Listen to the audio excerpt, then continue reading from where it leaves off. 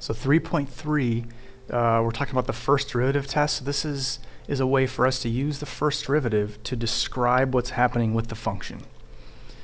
So we're going to talk about increasing and decreasing functions and relative extrema.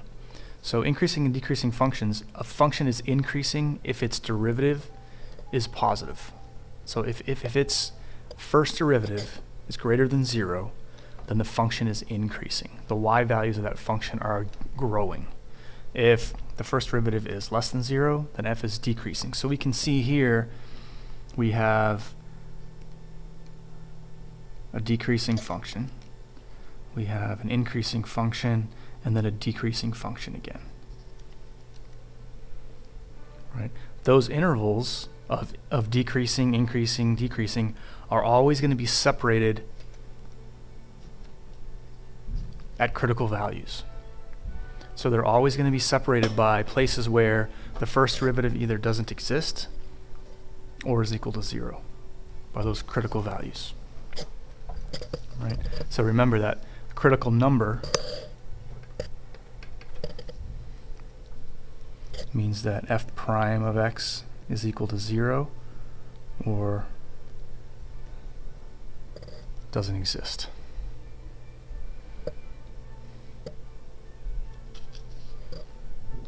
So let's take a look at that first example. We want to find the intervals on which this function f of x is increasing or decreasing. So the process we're going to use looks like this. We're going to find the critical numbers. To do that, we need to take the derivative. So we take the derivative, we get 4/3 x squared minus 3. Critical numbers are where f prime either doesn't exist or equals 0. We can look at this f prime, we see that this is defined for all x values, so there's nowhere that that's not defined.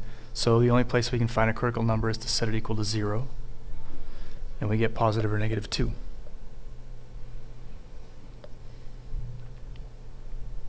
So those are going to help us define the intervals that we look at. We're going to set it up like this. We're going to set up a table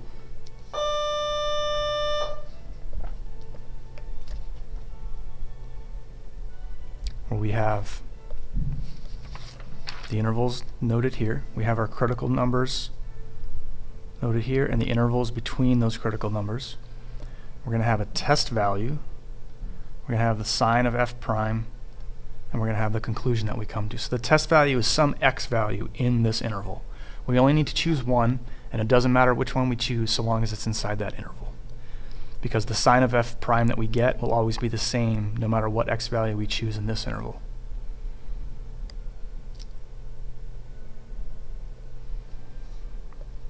So our table, when we fill it out, is going to look like this. Here I chose x equals negative 3 to represent this interval. And when I calculate that, I can just plug x equals negative 3 into f prime. So the place that I found out where I got this information, f prime is positive or greater than 0, is I plugged in negative 3 to the derivative.